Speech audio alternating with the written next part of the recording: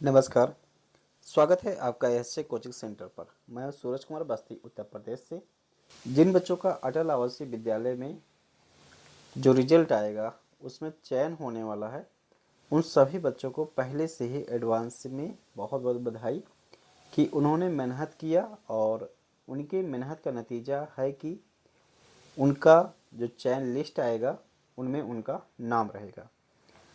तो आज की इस वीडियो में मैं आप सभी लोग को बताऊंगा कि आप लोगों को जब आप एडमिशन के लिए जाएंगे तो आपके लिए कौन कौन से डॉक्यूमेंट लगेंगे, उसके बारे में आज के इस वीडियो में बात करेंगे।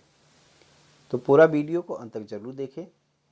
और इसके साथ साथ कुछ बच्चों का ये भी प्रश्न है कि कितने नंबर तक के बच्चों का एडमिशन होगा। तो देखिए, उत्तर प्रदेश में 18 मंडल हैं और 18 मंडल, प्रत्येक मंडल में एक विद्यालय है जहाँ पर एडमिशन के लिए यहाँ पर परीक्षा हुई है कक्षा 6 के लिए और कक्षा 9 के लिए जैसे सीटें थी। तो यहाँ पर देखिए क्या होगा कि किसी किसी ज़िले में जो है वो फॉर्म बहुत अच्छी मात्रा में पड़ा था और कहीं कहीं पर फॉर्म बहुत कम पड़ा था।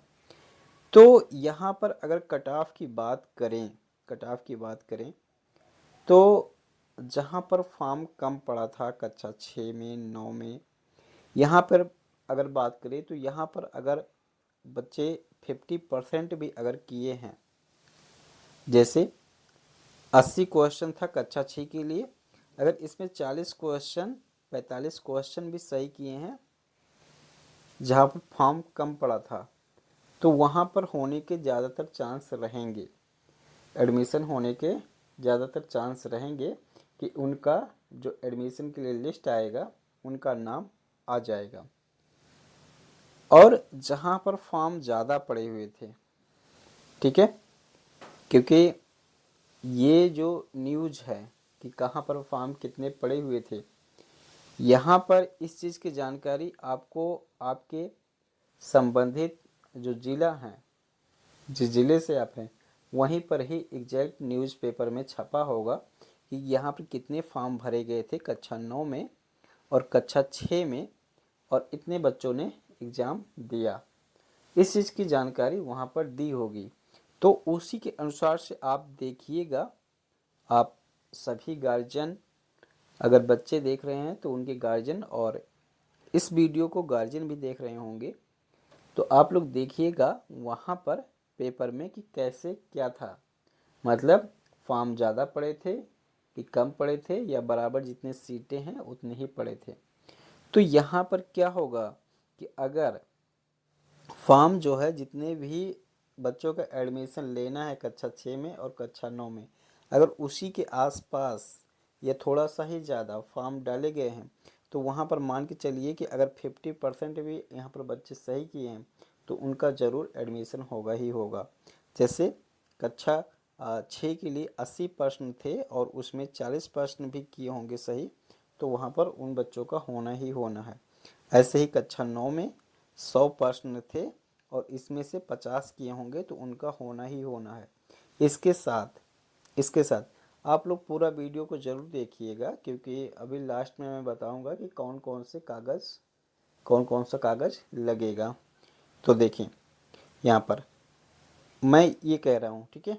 और इसके बाद अगर जहाँ पर फॉर्म ज़्यादा पड़े हुए हैं, जितनी भी सीटें थी उससे ज़्यादा फॉर्म पड़े हुए हैं, तो वहाँ पर क्या हो सकता है कि थोड़ा सा ज़्यादा हो सकता है, मतलब मान लीजिए 55-60 भी अगर सही है तो होने के ज़्यादातर चांस रहेंगे।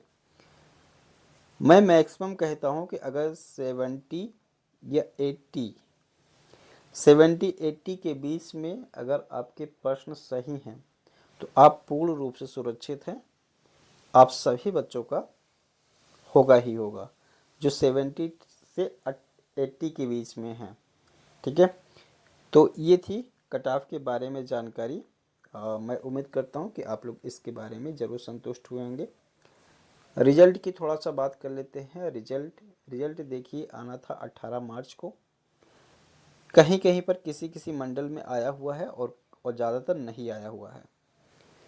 तो जल्द ही रिजल्ट आ जाएगा।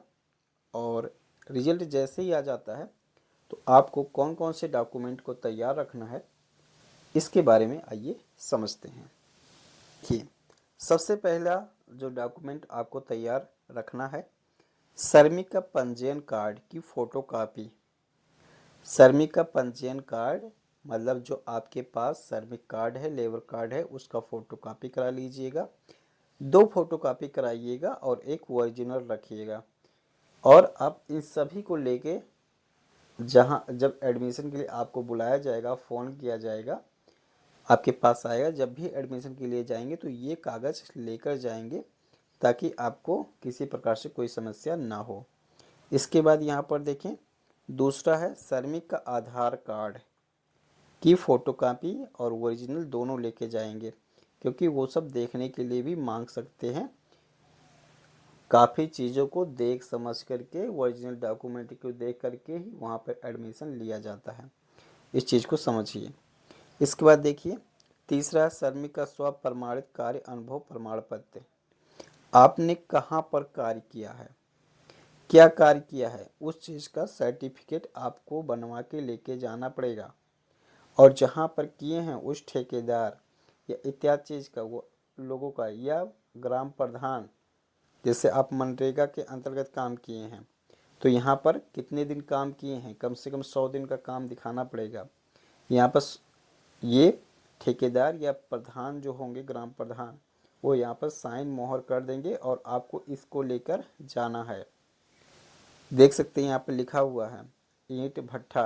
अगर ईंट भट्ठे पर भी आपने काम किया है तो वहाँ जो भी आपसे काम करवा रहा है वो प्रमाणित कर देगा, मतलब साइन मोहर कर देगा। मनरेगा के अंतर्गत, श्रमिक ठेकेदार के अंतर्गत नियोजक द्वारा प्रमाणित कार्य अनुभव। तो इस तरीके से इस चीज़ को आपको लेके जाना होगा। इसके बाद देखिए, परिवार रजिस्टर की नकल की फ़ोटोकॉपी।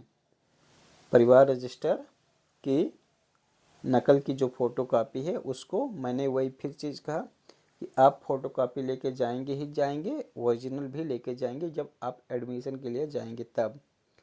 इसके बाद देखिए, राशन कार्ड की भी फ़ोटोकॉपी मांगी जाती है। अभ्यर्थी का आधार कार्ड की फ़ोटोकॉपी, जो बच्चा है जिनका एडमिशन होना है उनके आधार की फ़ोटोकॉपी। इसके बाद अभ्यर्थी के 10 फ़ोटो। अभ्यर्थी के कितना फ़ोटो लगेगा, 10 फ़ोटो। ठीक है, ये कम ज़्यादा भी हो सकता है ज़िले के अनुसार, लेकिन ज़्यादातर यही सब डॉक्यूमेंट लगेंगे। इसके बाद देखिए, अभ्यर्थी के जन्म प्रमाण पत्र की फ़ोटोकॉपी। जन्म प्रमाण पत्र भी मांगा जाता है। अभ्यर्थी बच्चा जो जिसने फॉर्म भरा हुआ था, पिछली कक्षा का अंक पत्र की फ़ोटोकॉपी अर्थात मार्कशीट। जैसे अगर क्लास 9th के लिए बच्चे प्रवेश लेने जा रहे हैं तो क्लास 8 का मार्कशीट देखा जाएगा, मांगा जाएगा।